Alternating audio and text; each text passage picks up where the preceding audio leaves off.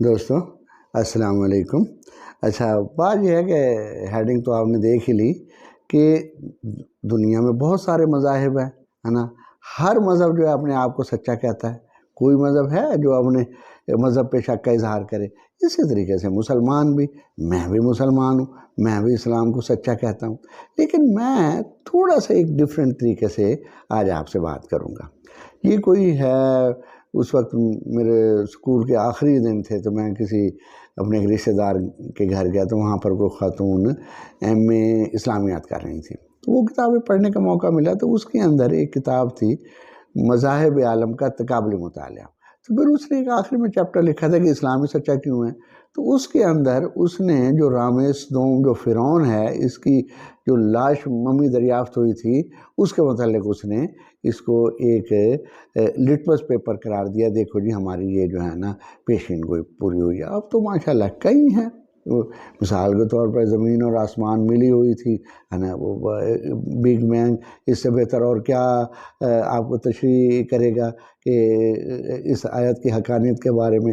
غالب کمال کہتا ہے پہلے یہ تم اس کے اوپر بات کرو کہ یہ بات جو ہے سچ ہے یا نہیں ہے، اور بھی کئی ایسی باتیں ہیں، لیکن میں تھوڑا سا ڈیفرنٹ طریقے سے بات کر رہا ہوں۔ لیکن اس سے پہلے میں ایک مثال دینا چاہوں گا، وہ یہ ہے کہ مثال کے طور پہ ایک آپ کے شہر میں ایک بہت بڑا ڈگری کالج ہے، پرائیویٹ ڈگری کالج ہے، پرنسپل ہے، تو اس کے رزلٹ باقی مضامین کے تو بہت اچھے آتے ہیں، chemistry, physics, botany, zoology, Urdu, English تمام کے، لیکن میتھ کے رزلٹ اس کے اچھے نہیں آتے، اور جب وہ کلیکٹیولی جمع ہوتے ہیں تو وہ پھر جو ہے نا دوسرے کالجوں سے اس کا پیچھا رہ جاتا ہے نا، اس کے لڑکے کو فرسٹ سیکنڈ تھرڈ نہیں آتے، کیونکہ وہ جو میتھ میں عام طور پہ وہ کوئی زیادہ کارکردگی اچھی نہیں دکھا سکتے، زیادہ کوئی فرسٹ ڈویژن کسی نے لے لی یا سیکنڈ ڈویژن فرسٹ ڈویژن میں رہتے ہیں۔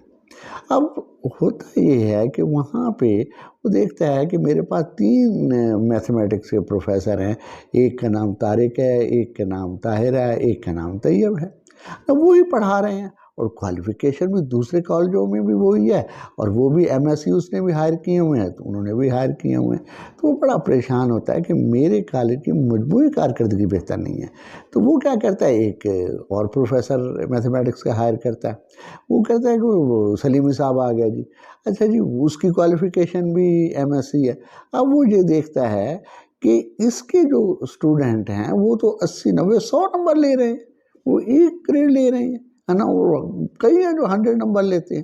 تو وہ اس کا تجزیہ کرتا ہے، کہتا ہے کسی سے مشورہ کرتا ہے، تو وہ کہتا ہے کہ سب کے ایم ایس سی کوالیفیکیشن ہے، ان 3 کے رزلٹ بس 100 ہی آتے ہیں، ہے نا، سیکنڈ ڈویژن فرسٹ ڈویژن کے درمیان، اور یہ 80، 90 اور 100 نمبر لے رہے ہوتے ہیں اس کے اسٹوڈنٹ جو ہے، جو اس کو کلاس دی جاتی ہے۔ تو وہ کہتے ہیں کہ دیکھیں جی ایم ایس سی تو تم کے، لیکن آپ دیکھیں ایم ایس سی کی کس نے ہے، وہ طارق نے، طاہر نے اور طیب صاحب نے، انہوں نے کراچی یونیورسٹی سے کی ہوئی ہوتی ہے۔ میں آپ کو صرف مثال سمجھانے کے لیے بات کر رہا ہوں، خدا را کسی اور طرف نہ لے جائیے گا۔ تو وہ کہتا ہے ہر وقت حقوق، ہر وقت جھگڑا، ہر وقت فساد، ہر وقت ہڑتال، کوئی استاد کو دلچسپی نہیں، کوئی اسٹوڈنٹ کو دلچسپی نہیں، باہر وہ پڑھتے ہیں، نقل کلچر کسی نہ کسی طریقے سے ہم ایسی کر ہی لیتے ہیں وہاں سے۔ اور ادھر یہ جو سلیمی صاحب آئے ہیں، یہ آئے ہیں غلام اسحاق خان یونیورسٹی سے آئے ہیں، وہاں پر استاد بھی کمیٹڈ، اسٹوڈنٹ بھی کمیٹڈ، محنت سے کام ہو رہی ہے، کوئی لڑائی جھگڑا فساد نہیں، کوئی ہڑتال نہیں، بہترین طریقے سے کام ہو رہا ہے۔ تو وہ اسحاق خان یونیورسٹی سے پڑھا ہوا ہے یہ، تو وہ کہتا ہے جی ٹھیک ہے، میں سمجھ گیا، وہ تینوں کو جو ہے نا وہ اسحاق خان یونیورسٹی سے ایم ایس سی کراتا ہے، اور پھر جناب اس کے رزلٹ بھی بہتر آنے لگ جاتے ہیں۔ سمجھ رہے ہیں نا آپ میری بات؟ اب میرے دوستو، میرے پاس ایک کتاب ہے، یروشلم، ایک شہر 3 مذاہب، یروشلم 1 سٹی 3 فیتھ، یہ اس کی لکھنے والی ہے کیرن آرمسٹرانگ۔ اچھا، وہ ایک شہر ہے جس کی تقریباً وہ 5000 سال کی جو ہے نا وہ تاریخ لکھ رہی ہے۔ یہ ایک سابقہ نن ہے، یعنی کہ عیسائیت کو اس سے بہتر اور کون جان سکتا ہے، جو سابقہ نن ہے، بعد میں ایک صحافی بنی۔ اچھا، وہ بڑی ایمانداری سے جو کچھ وہ دیکھتی ہے تاریخ کے اندر وہ لکھ رہی ہے۔ آپ اس کتاب کو پڑھیں تو آپ دیکھیں گے کہ اسلام، یہ جو مدینہ یونیورسٹی علیحدہ کھڑی ہوئی ہے، اور جن لوگوں نے بھی یہودیوں نے، عیسائیوں نے، مصریوں نے، شامیوں نے، ایرانیوں نے، یونانیوں نے، رومیوں نے، تمام جنہوں نے کی ہے حکومت کی ہے وہ بالکل مختلف ہیں۔ اب آپ دیکھیں کہ میں جو ہوں اسی میں سے، اسی کی تاریخ میں سے کچھ اقتباسات پڑھتا ہوں، آپ خود ہی سمجھیں کہ اسلام مدینہ یونیورسٹی وہ کہاں کھڑی اور باقی یونیورسٹی کہاں کھڑی ہوئی ہیں۔ میں مثال کے طور پہ جب بھی یہ یروشلم فتح ہوا ہے تو یہاں پر خون کی ندیاں بہی ہیں، ہر طرف قتل و غارت ہوئی ہے۔ میں آپ کو ذرا تھوڑا سا میں آپ کو ایک منظر پیش کرتا ہوں جس کے اندر ایک فتح ہے یروشلم کی۔ یہ ہے جس پیج نمبر ہے جو 51، بنی اسرائیل، اور کتاب کا نام ہے جی یروشلم، ایک انگریز برطانوی خاتون لکھنے والی ہیں۔ اچھا، وہ لکھتی ہے کہ اس میں کوئی فتح ہوئی ہے، 1200 قبل مسیح کی کوئی فتح بتا رہی ہے کہ 1200 قبل مسیح کے ارد گرد ظہور، یہ واقعہ 1200 قبل مسیح کے ارد گرد ظہور پذیر ہوا۔ بائبل کا کہنا ہے کہ اس موقع پر زبردست کشت و خون ہوا۔ یشوع نے پہاڑوں، وادیوں، چشموں اور چراگاہوں پر قبضہ کر لیا، سب بادشاہوں کو مطیع کیا اور مزاحمت کرنے والے کسی آدمی کو زندہ نہ چھوڑا۔ کنعان کے تمام علاقے بنی اسرائیل کے 12 قبیلوں میں تقسیم کر دیے گئے، لیکن یہوہ اور بنیامین کو ملنے والے علاقوں کے درمیان ایک شہر اسرائیلیوں کے قبضوں میں نہ آ سکا، یہ شہر یروشلم تھا۔ یعنی کہ جب بھی یہ فتح ہوا نا، پوری کتاب اسی سے بھری پڑی ہے کہ کس طریقے سے کشت و خون ہوا ہے۔ اب دیکھیں، اب مدینہ یونیورسٹی کا ہی پڑھا ہوا ایک اللہ کا ولی جسے ہم عمر فاروق رضی اللہ تعالیٰ عنہ کہتے ہیں، اس نے بھی فتح کیا۔ اب یہ خاتون اس کے بارے میں کیا کہہ رہی ہے، ذرا سنیں۔ یہ ہے جی 364 صفحہ ہے، اور وہ لکھتی ہے، کہتی ہے عمر نے بادشاہ داؤد کے علاوہ یروشلم کے کسی بھی فاتح کے برعکس توحید پرستوں کے نصب العین رحم و مروت کا بھرپور مظاہرہ کیا۔ یعنی کہ صرف بادشاہ داؤد آیا تھا جس نے یروشلم فتح کیا تھا، جیسے فتح کیا اس نے کہا امان۔ اور بادشاہ داؤد، حضرت داؤد علیہ السلام کس یونیورسٹی کے تھے؟ یہ بھی مدینہ یونیورسٹی کے ہی ہیں نا۔ تمام جو ہیں انبیاء کرام کے ختم النبیین تو رسول اکرم صلی اللہ علیہ وسلم ہیں۔ تو یہی لکھتی ہے، انہوں نے کسی خون ریزی کے بغیر، حضرت عمر فاروق کی فتح کے بارے میں وہ لکھ رہی ہے، انہوں نے کسی خون ریزی کے بغیر جس طرح پرامن طریقے سے شہر کی تسخیر کا مرحلہ طے کیا، اس کی مثال شہر نے اپنی طویل اور علمناک تاریخ میں نہ پہلے دیکھی تھی نہ دوبارہ دیکھ سکا۔ جب عیسائیوں نے ہتھیار ڈال دیے تو کوئی کشت و خون ہوا اور نہ غارت گری، مذہبی مقامات کو جلایا گیا اور نہ کسی کو جلا وطن کیا گیا۔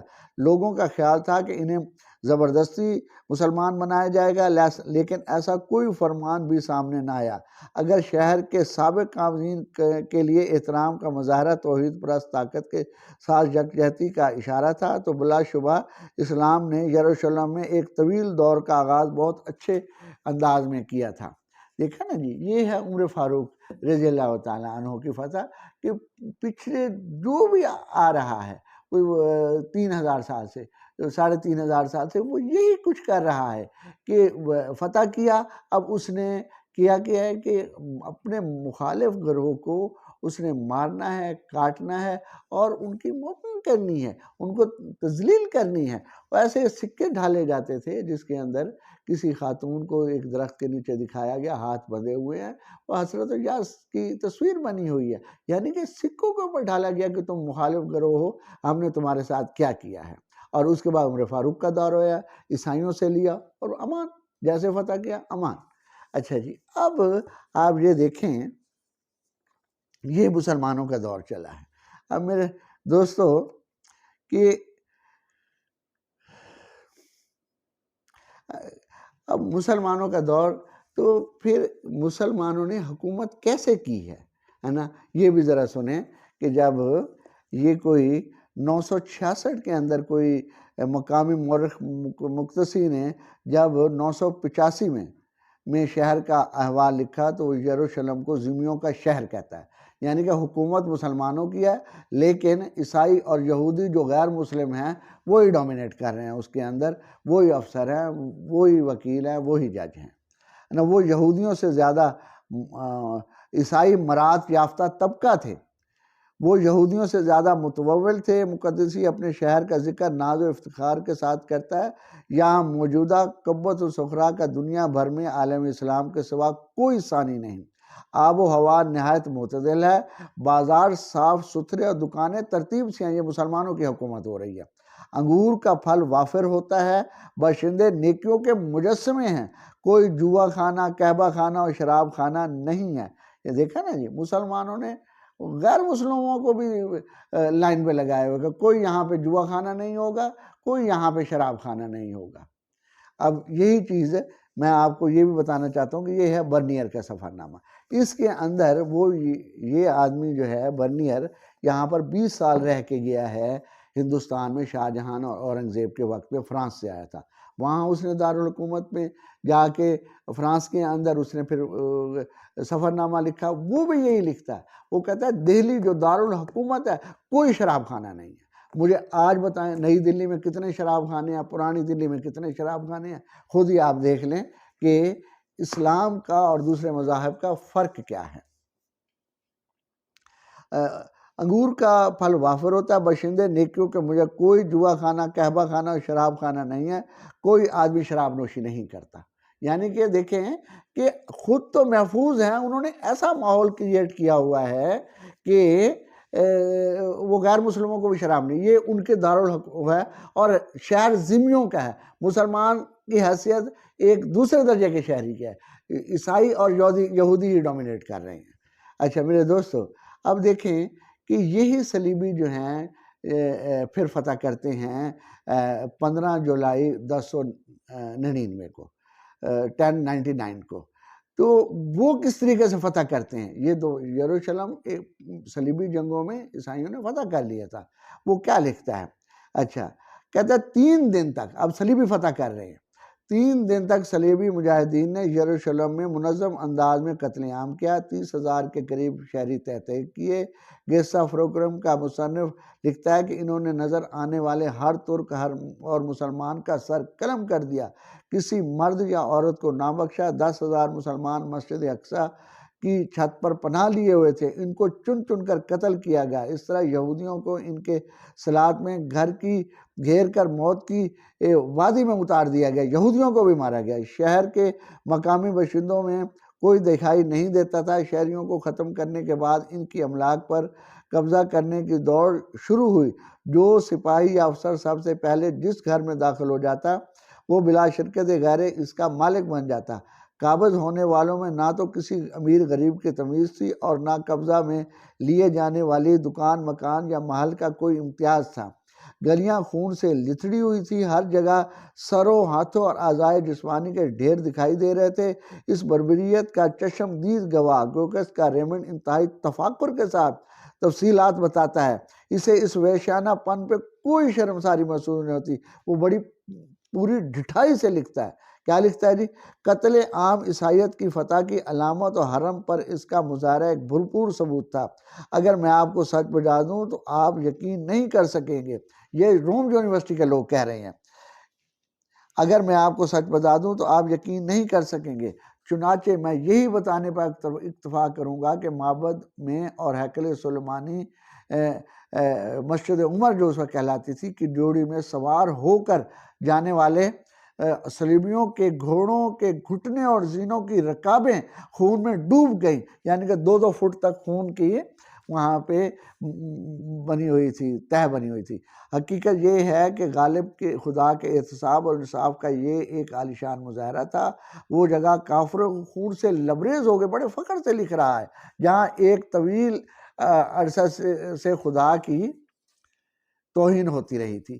یہ اب عیسائیوں نے فتح کیا ہے عمر فاروق کے بعد۔ یہ دیکھیں کہ کس طریقے سے انہوں نے خون کی ندیاں بہائیں، ان کو وہی تاریخ ہے۔ کس یونیورسٹی کے ہیں یہ لوگ؟ یہ روم یونیورسٹی کے ہیں۔ صلیبی جو آئے تھے انہوں نے کس طریقے سے فتح کیا۔ اب میرے دوستو آپ نے دیکھا نا، اب یہ کوئی 80-90 سال کے بعد پھر یہاں پہ نور الدین زنگی آتا ہے۔ نور الدین زنگی آتا ہے اور دیکھیں کہ مسجد اقصی جو ہمارا قبلہ اول ہے نا، اس ولولے اس کے دل میں بھی جاگزیں ہو رہے ہیں، وہ بھی یہ بات کہہ رہا ہے کہ کس طریقے سے اسے دوبارہ فتح کیا جائے۔ وہ تو فتح نہ کر سکے، لیکن اس کا ایک جنرل صلاح الدین ایوبی جو ہے اس نے فتح کیا، اب یہ دوبارہ فتح کر رہا ہے۔ ہونا تو یہ چاہیے تھا کہ صلاح الدین نے، جو 80-90 سال پہلے ایک واقعہ ہوا تھا کہ خون کی ندیاں بہی تھی، اتنا ظلم ہوا تھا یہودیوں پہ بھی اور مسلمانوں پہ بھی، اب اس کا بدلہ لیا جاتا۔ اب دیکھیں صلاح الدین ایوبی فتح کر رہا ہے اور کیا مورخ لکھ رہا ہے۔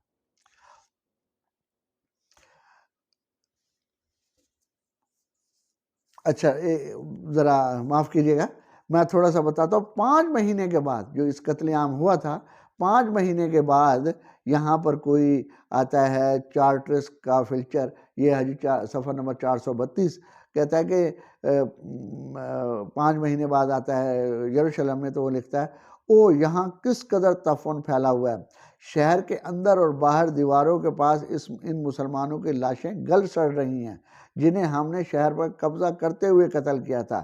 جہاں پر کوئی تلوار کے نیچے آیا، اس کی لاش ابھی تک وہیں پڑی تھی۔ یعنی کہ لاشیں 5 مہینے کے بعد جو ہیں وہ پڑی ہوئی ہیں، اور کوئی جو ہے کوئی پرسان حال نہیں ہے، اور وہ اس شہر میں رہ بھی رہے ہیں۔ یعنی کہ یہ ہائیجین کی ان کی روایات تھی، ہے نا، یورپ کی، ہے نا۔ اب جو بات کی جاتی ہے دیکھو جی ادھر کیا حال ہے جی یورپ کا اور یہاں کا کیا حال ہے، یہ ہم سے سیکھ کے گئے ہیں۔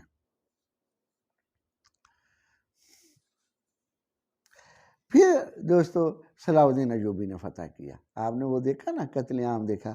اب یہ بندہ 12 اکتوبر، ذرا اس کی فتح دیکھے صلاح الدین ایوبی کی۔ 12 اکتوبر 1187 کو سلطان صلاح الدین اور اس کے سپاہی یروشلم میں داخل ہوئے۔ اس روز ان کے پیغمبر کے معراج کی سالانہ تقریب تھی، یعنی کہ جیسے 12 ربیع الاول مناتے ہیں مسلمان۔ کسی ایک عیسائی کو قتل نہ کیا گیا، فتح ہو گیا یروشلم، ہے نا۔ اور ہو کیا رہا ہے، کسی ایک عیسائی کو قتل نہ کیا گیا۔ جاگیردار اور روسا نے آسانی سے زر تاوان ادا کر دیا، لیکن غریب لوگ ایسا نہ کر سکے۔ وہ جنگی قیدی بنا لیے گئے، لیکن جنگی قیدیوں کو گرفتار کرتے وقت ان کے عزیزوں کی گریہ زاری نے سلطان کو بھی آبدیدہ کر دیا۔ قیدیوں کی اکثریت کو آزاد کر دیا گیا۔ سلطان کا بھائی العادل اس قدر ملول ہوا کہ اس نے ذاتی خدمت کے لیے 1000 قیدی مانگ لیے اور پھر انہیں موقع پر رہا کر دیا۔ تمام مسلمان اس بات پر چی بچی ہو رہے تھے کہ امیر اور صاحب ثروت عیسائی اپنی دولت سمیت شہر سے جا رہے تھے۔ وہ چاہتے تھے کہ یہ دولت مند عیسائی اپنے غریب بھائیوں کا زر تاوان ادا کر کے انہیں آزاد کرا لیں۔ جب مسلمان مورخ عماد الدین اسقف اعظم ہرقل کو اپنے خزانوں سے لدے چھکڑوں کے ساتھ شہر سے نکلتے ہوئے دیکھا تو سلطان سے کہا بقیہ قیدیوں کو رہا کرنے کے لیے اس کی دولت ضبط کر دی جائے، لیکن سلطان نے انکار کر دیا۔ وعدوں اور معاہدوں پر حرف بحرف عمل درآمد ہوا۔ عیسائی جہاں کہیں بھی جائیں گے ہماری مہربانی کو یاد رکھیں گے۔ سلطان نے بالکل درست کہا تھا۔ مغرب کے عیسائی یہ سن کر پریشان ہو جاتے تھے کہ مسلمانوں نے جس طرز عمل کا مظاہرہ کیا وہ یروشلم پر صلیبیوں کے قبضہ کے وقت کیے جانے والے سلوک سے مختلف اور کہیں زیادہ مسیحی تھا۔ انہوں نے ایسی کہانیاں تراش لی جو صلاح الدین کو اخلاقاً عیسائی ثابت کرتی تھیں۔ ان میں سے کچھ کہانیوں میں دعویٰ کیا گیا تھا کہ سلطان نے خفیہ طور پر بپتسمہ لے لیا، عیسائی ہو، وہ تو دل میں سے تو عیسائی تھا۔ آپ دیکھیں یہ کہانیاں تک یورپ کے اندر ہے کہ ہوا کیا یہ ہمارے ساتھ، ہم نے کیا کیا اور ان کے ساتھ کیا کیا۔ اب غالب کمار سے بات کی گئی تو وہ کہتے ہیں جی چٹی چمڑی ہے اس نے رکھ دی تو مسلمانوں نے اٹھا لیا گیا اسلام کو۔ یہ دیکھیں اب میرے دوستو، یہ اب آپ دیکھیں نا کہ یہ جو ہے کیا ہوا ہے۔ مدینہ یونیورسٹی سے جو بھی سپہ سالار آیا، جو حضرت داؤد علیہ السلام آئے، حضرت عمر فاروق آئے، صلاح الدین ایوبی، اس کی فتح کا حال دیکھے اور دنیا کے تمام مذاہبی، اب دیکھیں نا یہ آپ کا سنجے دکشت ہے، تو جو جدھر بھی بت پرست یہ تو ہندو تھے، بھائی ایشوریوں کو بھی پھر ہندو مانو، جو 3000 سال پہلے وہ کیا کر رہے تھے، وہ فتح کر رہے تھے اور کچھ تو خون ہو رہا تھا، ظلم و جبر ہو رہا تھا۔ اس وقت تو جناب کر دیتے ہیں نہیں جی نہیں، یہ جو مکو مال نے جو ہے نا مکہ آباد کیا تھا، پھر ان کی یہ باتیں شروع ہو، نہیں جو ہمارے بت رکھے ہوئے تھے۔ بھائی ادھر بھی پھر اپنے آپ کو تسلیم کرو کہ یروشلم کے اندر بھی یہی کچھ حامی تھے۔ میرے دوستو آپ نے ایک چھوٹی سی بات میں نے کی ہے کہ اسلام بالکل ایک وکھرا اپنے آپ کو پیش کر رہا ہے، اس کے اندر ایک شہر کے اندر تجربہ ہو گیا۔ وعلیکم السلام، خدا حافظ، وعلیکم السلام۔